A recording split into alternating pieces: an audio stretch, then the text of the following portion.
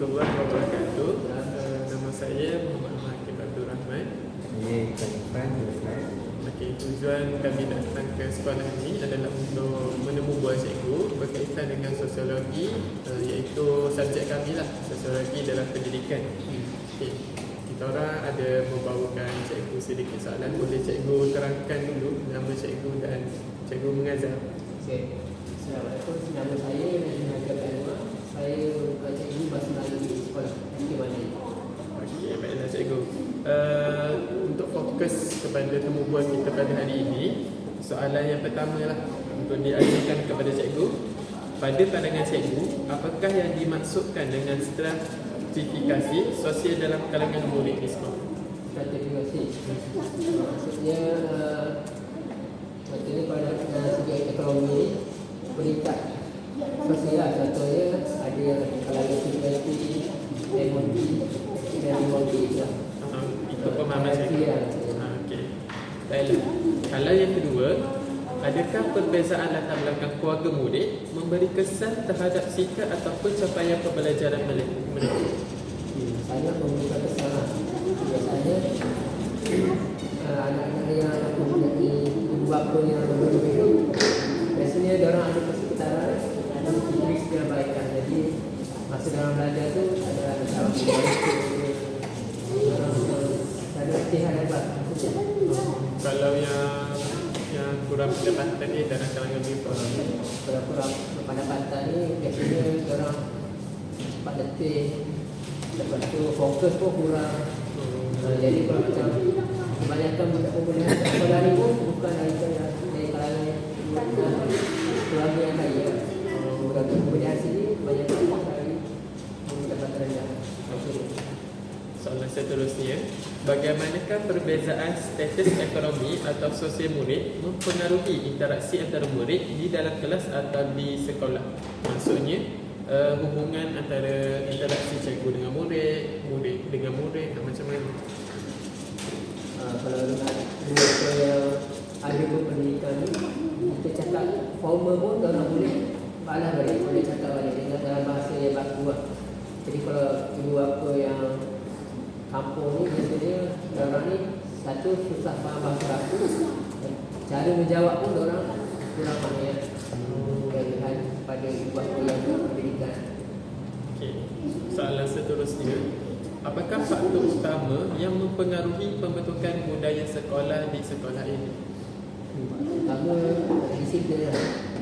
Biasanya memang sekolah ni fokus program untuk disiplin. Dia setiap bulan tu akan ada program untuk disiplin saja. Setiap program, lepas tu setiap minggu akan ada sesi macam motivasi daripada cikgu kaunseling dan cikgu kamar. Seterusnya, bagaimanakah pihak sekolah atau guru berusaha membentuk budaya sekolah yang positif dalam kalangan murid? Jadi antara satu usaha sekolah ni, sebelum balik semua murid kena pergi solat berjemaah Zuhur di surau. Jadi tiada siapa yang tidak tak pergi, semua kena pergi. Itu satu usaha lah untuk membaiki disiplin murid. Soalan seterusnya, pada pandangan cikgu, bagaimanakah latar belakang budaya yang berbeza ni mempengaruhi suasana pembelajaran di sekolah? Maksudnya mungkin ada budaya orang luar bandar, ada budaya bandar. Bila dia berjumpa sekali dekat satu sekolah yang sama, bagaimana hubungan antara mereka? Jadi kalau walaupun mereka berbeza dari segi pendapatan, tapi kawasan sekolah tempat ni masih lagi dalam kawasan luar bandar. Jadi mereka interaksi antara mereka normal je. Dia kesan macam ni kampung. Tapi cara pendidikan ibu bapa berbeza. Kalau cikgu macam setiap murid ni latar belakang ekonominya berbeza, macam didikan ibu bapa dia berbeza. Jadi mungkin ada yang kurang berkemampuan ni, tahap keyakinan diri dia kurang. Jadi macam mana pendekatan kita ni sebagai guru untuk mengatasi murid ni supaya ada kebersamaan tu sama yang lain? Pertama sekali akan buat satu contohnya, kalau buat PDP kita akan buat cara berkumpulan kan. Jadi dalam kumpulan tu kita masukkan lah murid yang biasa, murid yang ni yang hebat, yang biasa-biasa. Jadi dalam satu kumpulan tu orang akan berinteraksi lah. Jadi akan sedikit menaikkan motivasi ini mereka sendiri. Okey. Apakah hubungan antara pihak pentadbiran dengan cikgu di sekolah? Macam mana hubungan? Hubungannya sangat baik. Maksudnya hubungan dua hala tu ada. Maksudnya kalau kita guru biasa memberikan pendapat kepada guru pentadbir ni, diorang boleh bertolak ansur. Jadi harmoni je. Kalau ikutkan pandangan cikgu, apakah sarangan yang akan dibawakan oleh cikgu untuk meningkatkan lagi hubungan antara murid-murid, guru-murid, lepas tu guru dengan pihak pentadbir? Kalau nak menggerakkan hubungan ni, saya sebagai yang ujian dan cikgu Dr. Jasmani, saya memang betul membuat satu pertandingan sukan yang mana setiap kumpulan tu ada guru, ada murid dan ada pentadbir.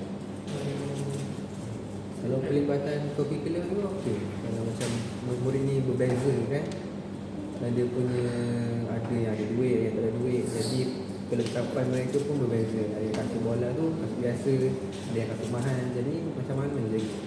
Bagi murid yang kurang berkemampuan ni, biasanya cikgu akan buat surat untuk minta dengan PIBG ataupun guna peralatan yang sedia ada sekolah.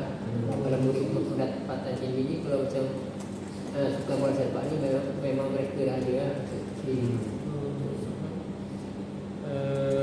Okey. Selepas cikgu berada di sekolah ni setelah sekian lama, apakah perubahan sosial budaya? Maksudnya apakah perubahan ataupun budaya yang pelik cikgu nampak, baru nampak? Sebelum-sebelum ni tak nampak lagi, tapi bila cikgu ada dekat sekolah ni baru nampak budaya. Budaya ni saya rasa suka lah. Sebab sekolah ni memang kurang pencapaian lah. Jadi kalau macam saya bawa budak training tu, budak macam pelik. Saya pun pelik lah. Sebab aku macam tak pernah training, tak pernah buat aktiviti macam basic ke, drill. Ini pendedahan orang luar bandar ni kurang berbanding orang yang di bandar. Okey.